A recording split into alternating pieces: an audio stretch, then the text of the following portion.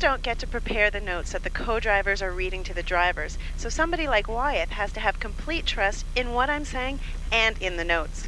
He might want to sometimes trust his eyes and what he sees out there, maybe cut a corner or stick a wheel in a ditch to help him around. But that's kind of risky because you never know what's in a ditch. You might have a big rock in there that's going to do a lot of damage. I asked some of the drivers about their co-drivers. 180 loose, left 4 over crest, 120 down. Choosing the line when you've never been down the road before is a lot of faith in the co-driver and the notes. The driver has to be committed to what the co-driver is saying. If he tells you to hold a pin, no matter what you see, no matter how it looks in front of you, if he says flat, if you want to win, you go flat. You got to commit to the bend.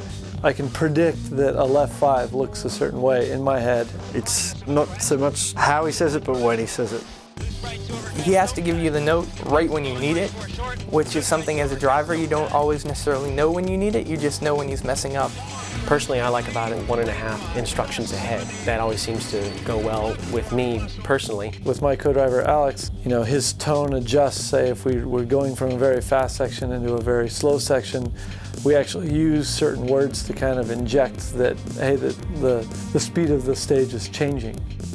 My co-driver Alan Ockwell, and some of the turns he repeats more than other co-drivers, but that's just the way that I like it. Most co-drivers, when they're first learning, they'll be told be calm, make everything even, you just give the note like you're reading a book.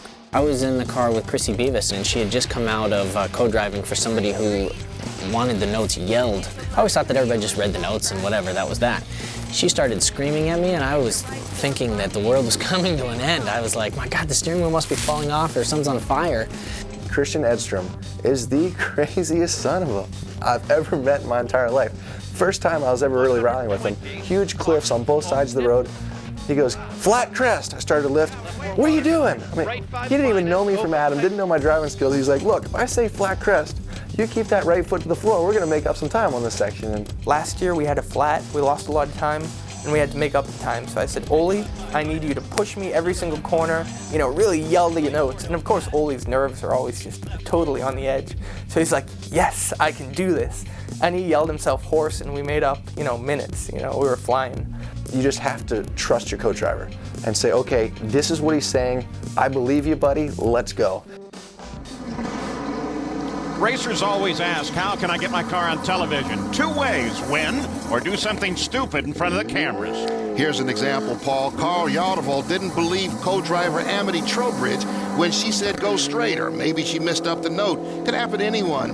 But then there's tracks on the road, but there's no excuse for the next 9 guys who all tried to make a left turn.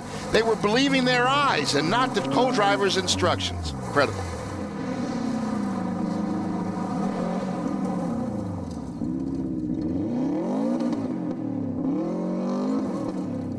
Then there's this guy who saw the yellow car backing up but still insisted he knew best. They're going to need some counseling. 2 more stages on day 2, including a repeat of the long 16-miler. The running order didn't change. Faust won the long stage over a minute faster than his first pass, which had been hampered by a flat tire. His new Sims teammate had the rally well under control and finished today with a margin of 37 seconds over Subaru's Ken Block. With the rest of the fast guys either limping or retired, Oregon was a 3-horse race.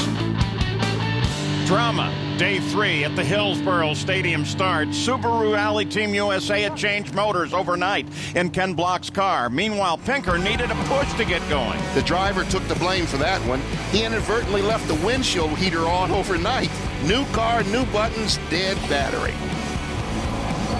Block's team was worried about their latest motor after Travis blew up on the first stage, so they returned to a more proven, slightly more conservative engine just to make sure their man made it to the finish. Tanner Faust cranked off 3 consecutive fast times. The Sims team has 2 drivers now, and Tanner believes that will make them both faster. Once again, the great Paul Schwanier is limping his old Tiburon home. Let's hope he makes it to the X Games and Hyundai steps up to the plate. Nothing easy about Ioreo's and Holter's run. They finished with all the warning lights blazing, but they did finish. Another freestyle motocross star turned rally driver. Cowboy Kenny Bertram had another rally to remember, or maybe one he'd rather forget.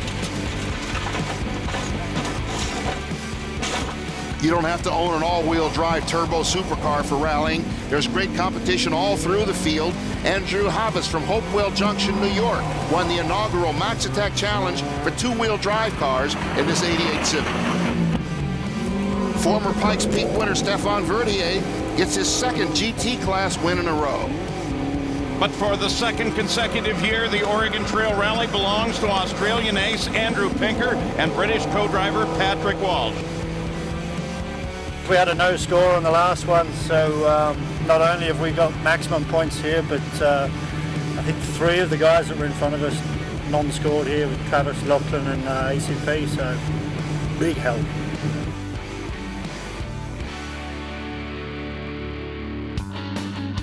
Bill Wood, as we look at the final results, you have to think Subaru of America has mixed feelings. Sure, they'll be disappointed their number 1 driver, Travis Pastrana, went out early, but look at this top 12. Schweiner's Hyundai in 4th, but otherwise it's a sea of Subarus. Australian Andy Pinker wins the rally after dominating for the entire event. This makes him the 3rd winner in as many rallies, which really tightens up the points chase.